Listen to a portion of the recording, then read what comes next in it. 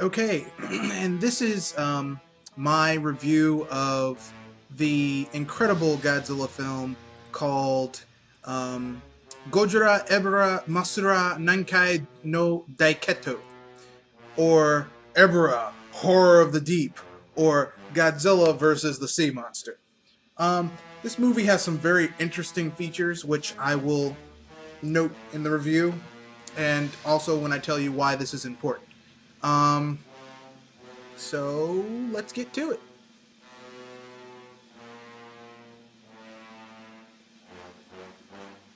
Okay, then let's get down to it.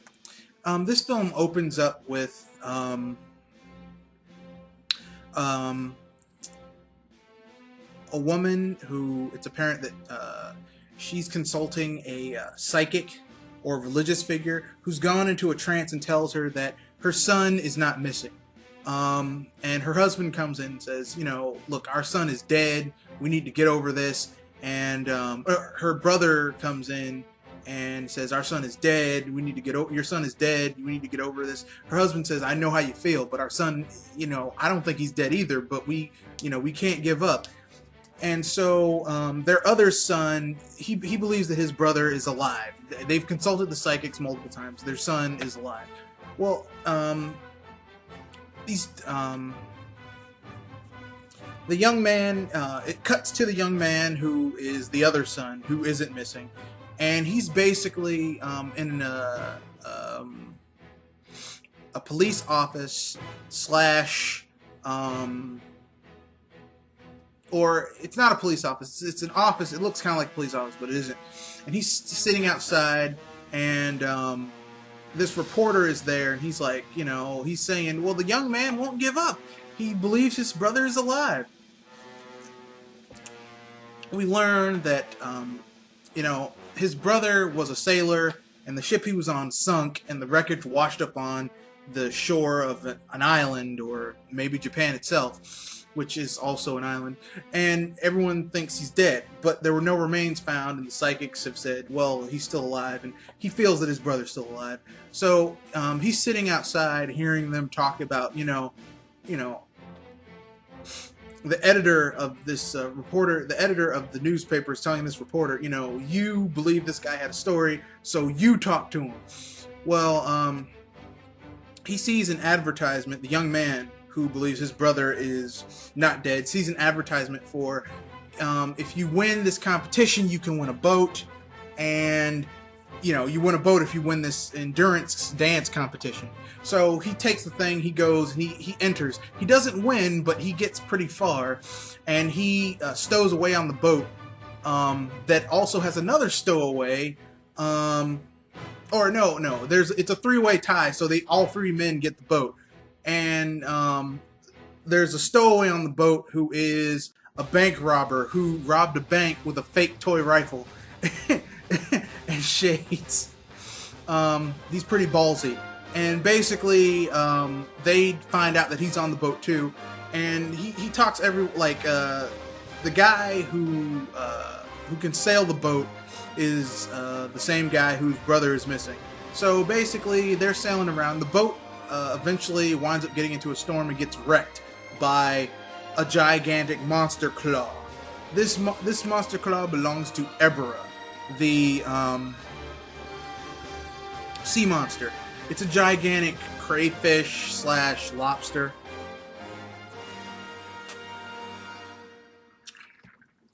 That's it. It's just a gigantic crab slash lobster.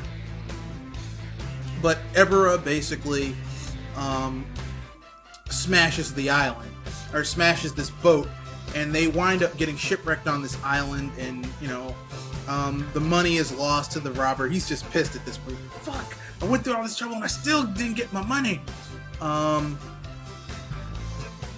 They eventually wind up trying to find shelter on the island, and they wind up seeing some people on the island are running away from these dudes in military uniforms, and they escape, and they're on this boat, and they make it out into the bay, and Ebirâ destroys their boat, and the people are like, oh shit.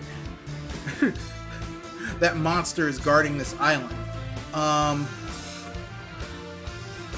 So they hide from these people who obviously have these other people, the natives of this island captured. They're not really natives, they're kidnapped victims. And, shit gets real. One of the people who escaped and has been in hiding is this young lady, and they couldn't find her, so she thinks that she sees some rustling in the bushes. She thinks that the people who she ran from are coming after her, but it turns out to be our intrepid band of heroes who find her. They team up together, and then, there's some exposition talking about what's going on. He finds out that his brother's alive. He's one of the captives. The boat was wrecked by Ebirâ that his brother was on,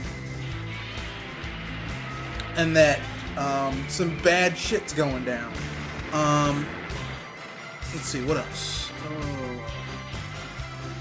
Eventually, they are hunted yet again by the military men, who apparently doubled back during this time, and they're coming after them. So they hide in this cave in the cliffs. They find out that the cave is hollow, and inside of this cave is Godzilla, or Gojira. And they are freaked out. They eventually decide that they're going to go and see what's going on in this secret hidden base that these people are being forced to work in. What they discover is that the base is refining some type of nuclear radiation, and the shit, or drugs, or something illicit. They're never quite clear what exactly it is, but they're refining this material, and the people that are being kidnapped are making this, are pressing this fruit, this special fruit that releases this substance, which basically drives away Ebirâ, so he doesn't attack. If you don't have this stuff, you cannot get to this island. So basically, that's why they have these people doing this, so that they can make this material, which they take in order to protect their boats as they come and go. So basically, they're about to get discovered. Everyone escapes except for the dude who's with his brother, and they're gonna figure out a plan to get out. Meanwhile, back in the Godzilla cave, they figure out, hey, we have to find somewhere to wake up Godzilla, because Godzilla wouldn't take this shit. So they take a machete with some copper wiring and they put it outside, the wiring touching Godzilla. Lightning hits the machete and it goes down the thing and it shocks up Godzilla, and he wakes up. And shit gets real at that point. Godzilla goes on a rampage. He fights Ebirâ. Ebirâ gets the first time they fight, he just drives Ebirâ off, and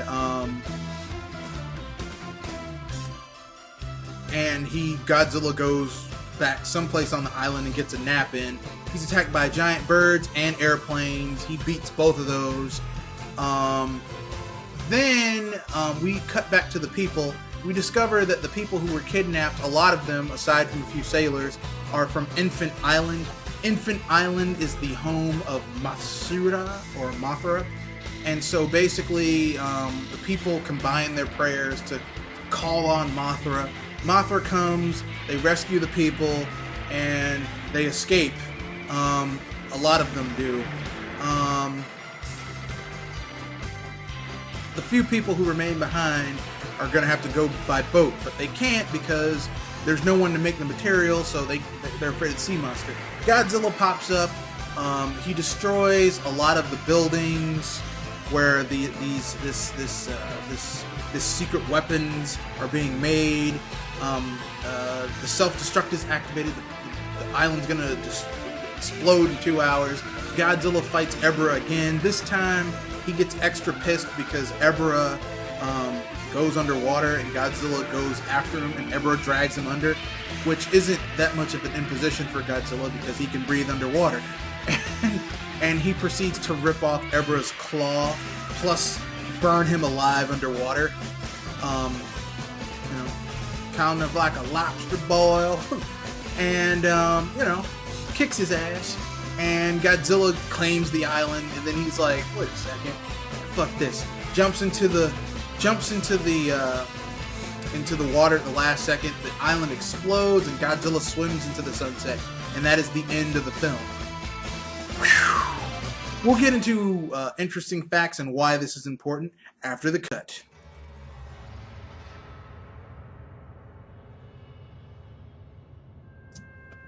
Okay then, why is this important? First of all, this film was originally not even supposed to star Gojira or Godzilla. It was supposed to star King Kong, which Toho was going to put King Kong into it, which is why they had to add, which is why it's so uncharacteristic for Godzilla to gain strength from getting electrocuted by lightning. Because remember, Godzilla is apparently now weak against lightning, according to Godzilla vs. King Kong, even though in other films he's like walking through lightning and electricity like it ain't shit. But now he's weak against it. And King Kong gets stronger from lightning, which is strange to say the least. But originally this film was supposed to be a King Kong film, which is why there's a few strange things in it.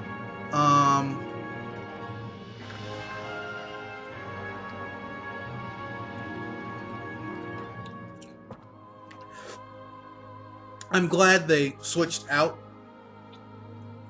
King Kong for Gojira, because Godzilla's a lot cooler of a character than King Kong. That's just the way it is.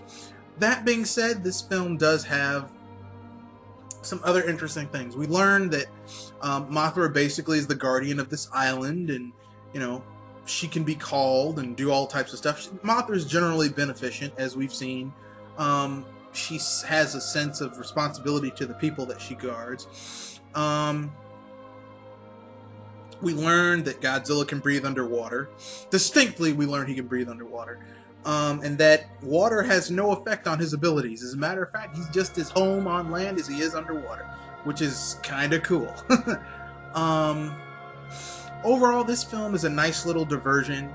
The next film coming up after this is actually kind of a good one. It shows a more human, dare I say it, humanized side of Godzilla. It's called Kaijutsu no Kessen Gojira no Musuko, or The Son of Godzilla. And this is one of my favorite Godzilla films of the 60s, because it's kind of touching at the very end. But we'll cover that in the next review.